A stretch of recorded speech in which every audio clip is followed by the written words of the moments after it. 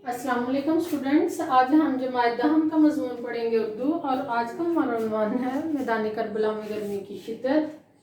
सफ़ा नंबर 118 पर ये नज़म है उर्दू की 10 क्लास की किताब में। इसमें हम पहले मीर अनीस का, शायर का नाम है मीर अनीस, इनका तारुफ हम बड़े ही तफसील के साथ पढ़ चुके हैं। बान नंबर 1, 2 और 3 की हम तशरीह भी तफसीलन कर चुके हैं। आज है हमारा बान नंबर 4। कोसों किसी शजर में न गुल थे न बरगोबार, एक एक नखल जल रहा था सूरत चनार। हंसता था कोई गुल न लहकता था सब्जाजार, कांटा हुई थी सूख के हर शाख बारदार। गर्मी ये थी कि जीस्त से दिल सब के सर्द थे, पत्ते भी मिसले चेहरा मदकूक जर्द थे। इसी तरह जब आप भी स्टूडेंट्स तशरीह करने लगे तो पहले पूरी नज़म को पढ़ें, उसके एक एक लफ्ज़ को समझें, क्योंकि जब आपने बोर्ड में अपने पेपर, जो फाइनल आपका पेपर है वो करना है, तो सबसे पहले तो आपने हवाला मतन लिखना है। जो एक अशार आपको आए होंगे उनका हवाला मतन लिखेंगे, फिर अल्फाज के मानी लिखेंगे, फिर इसका सबसे पहले आप हवाला मतन लिखेंगे, फिर उसके बाद अल्फाज के मानी लिखेंगे जिसे हल्ले लुगत भी कहा जाता है। फिर उसके बाद आप शेर का मफहूम लिखेंगे, उसके बाद आप तशरीह करेंगे, और तशरीह में 1 से 2 आप मुतलका शेर भी लिखेंगे। तो आपका ये जो तशरीह की रिक्वायरमेंट है वो क्लियर होगी और आपके मार्क्स बिल्कुल नहीं कटेंगे। तो अभी मैं ये पढ़ चुकी हूँ पूरा बंद। इसमें जो अल्फाज हैं मुश्किल वो आपको पहले बता देती हूँ। लफ्ज़ है कोसों, जिससे ये बंद शुरू हो रहा है। कोसों से मुराद है बहुत दूर। कोसों असल में लफ्ज़ इस्तेमाल किया जाता है किलोमीटर के हवाले से कि कई किलोमीटर दूर। कोसों किसी शजर में न गुल थे न बरगोबार के, यानी कई किलोमीटर तक कोई ये दरख्त और कोई बरगोबार नजर नहीं आ रहे थे। आगे लफ्ज है गुल, गुल का मतलब है फूल, बरगोबार, बरगोबार का मतलब है पत्ते, और फल, बर्ग का मतलब है पत्ते, बार का मतलब होता है फल। नखल, नखल का मतलब है दरख्त। सूरत, सूरत से मुराद है शक्ल, जिसे इसे मिसाल के तौर पर इस नज़म में सूरत चनार यानी चनार की सूरत, चनार की शक्ल की तरह, चनार के जैसे। अगला लफ्ज है बारदार, बारदार से मुराद है फलदार, पीछे मैं बता चुकी हूँ, बार का मतलब है फल। इससे आगे है चनार, चनार का मतलब है सुर्ख दरख्त जिसके ऊपर सुर्ख रंग के फूल लगते हैं, दरख्त भी सुर्ख ही नजर आता है।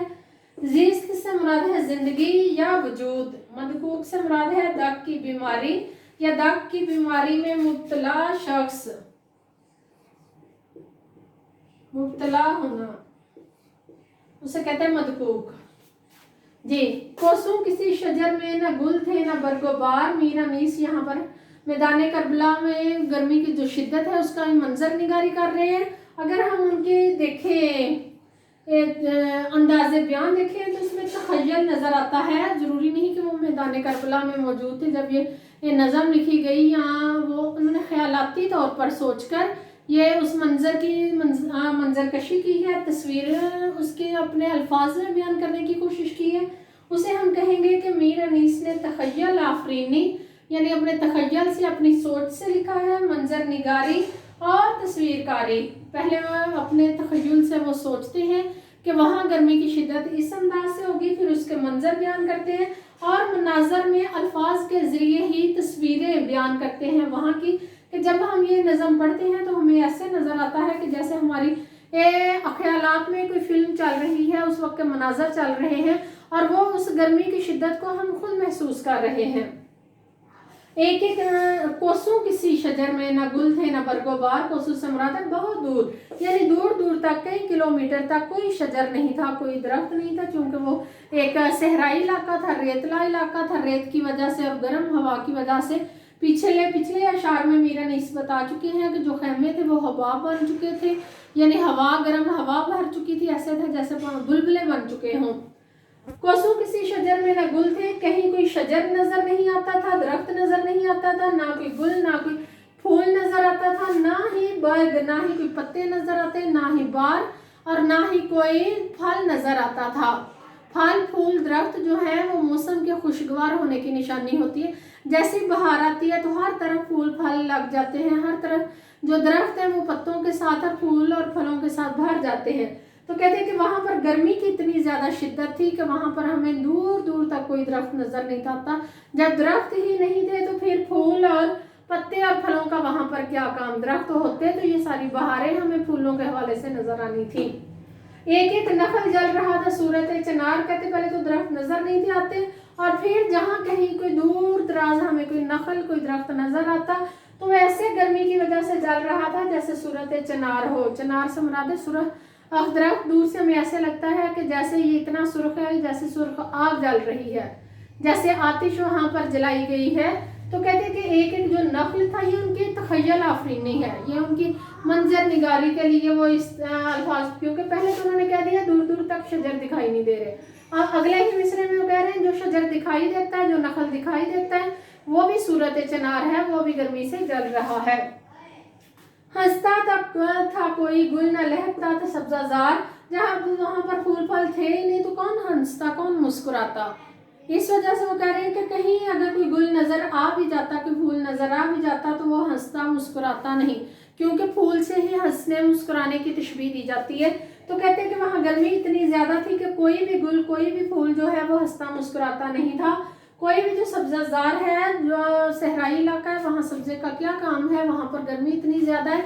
लेकिन वहाँ पर उन्होंने फिर भी बयान किया है कि अगर कहीं कोई सब्जाजार था, कहीं कोई जानवरों के लिए, घोड़ों के लिए, खच्चर के लिए अगर कोई चरने की जगह थी तो वो भी लहकती हुई नहीं थी। वहाँ पर हवा से, जैसे हम मैदानी इलाके में रहते हैं तो वहाँ यहाँ जब हवा चलती है तो सारा सब्जा हवा के साथ कभी एक तरफ लेट जाता है तो कभी दूसरी तरफ लेट जाता है। हवा जिस तरफ की चल रही हो सब्जा उस तरफ का लहलहाता है।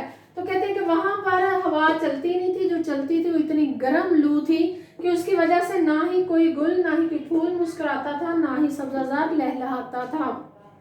कांटा हुई थी सूखे हर शाखे बारदार।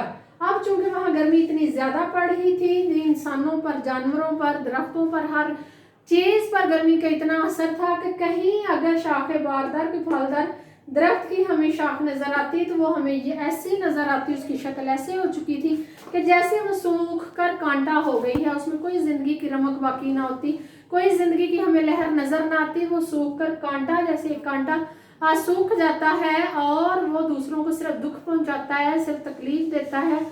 कांटा चुभने से सिर्फ तकलीफ होती है। तो कहते हैं कि हर शाख जो बारदार है, जो फलदार है, वो सूख कर कांटा हो चुकी है। और ये सब किसका असर है? मैदान करबला में गर्मी की शिद्दत का असर है। गर्मी ये थी कि जीस्त से दिल सब के सर्द थे, कि गर्मी इतनी ज्यादा थी कि हर कोई जीस्त, हर कोई वजूद, हर कोई जिंदगी रखने वाला जो जानदार है उसके दिल ठंडे पड़ रहे थे। गर्मी बहुत ज्यादा थी, ठंडे पड़ने से, सर्द से यहाँ मुराद है जिंदगी का खत्म होना। जब जिंदगी खत्म हो जाती है, इंसान जब इस दुनिया से रुखसत होता है तो उसका जिस्म ठंडा पड़ जाता है, जो मौत की अलामत है। तो कहते हैं वहां गर्मी इतनी ज्यादा है कि हर जीरो, हर वो जिंदा जानदार जो जिंदगी रखता है वो सर्द होने के करीब है, उसकी जिंदगी खत्म होने के करीब है। पत्ते भी थे चेहरा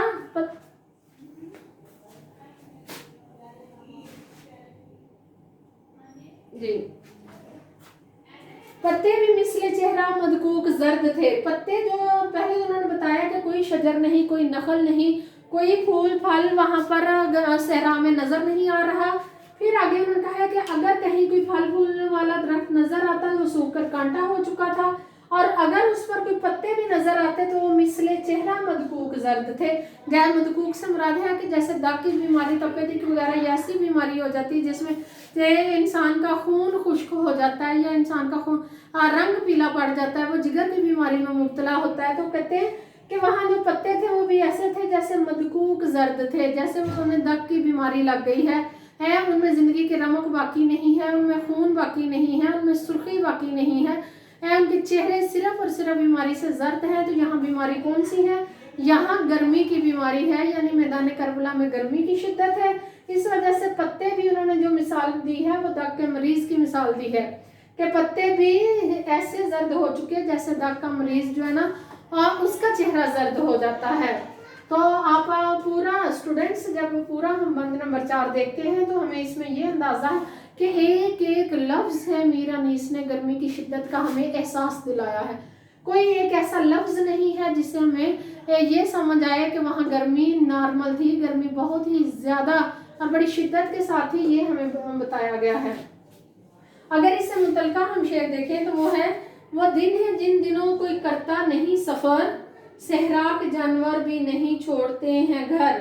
ये शेर भी मीर अनीस का है। स्टूडेंट आप इसे याद करें, जो मैंने पिछले आपको 3 बंद में जो 2-2 अशार लिखवाए हैं वो भी याद करें। आपको कोई भी शेर इन 7 अभी मैं आपको मुतल्लिका अशार लिखा चुकी हूँ, 7 मुतल्लिका अशार में कोई से 2 से 3 शेर आपको अच्छी तरह अगर याद हो गए, वैसे तो सारे याद करें, लेकिन तशरीह के दौरान एक शेर की तशरीह पूरी इन नज़म में से कोई एक शेर भी आपको आ जाता है तो इनमें से कोई भी 2 शेर जो हैं वो मंजर निगारी के मुतालिक आप लिख सकते हैं। तो अपने रजिस्टर निकालें, वहाँ पर अपने तशरीह करें, फिर जिस बात की आपको समझ ना आए मुझसे ज़रूर पूछें। बहुत शुक्रिया। अस्सलाम वालेकुम।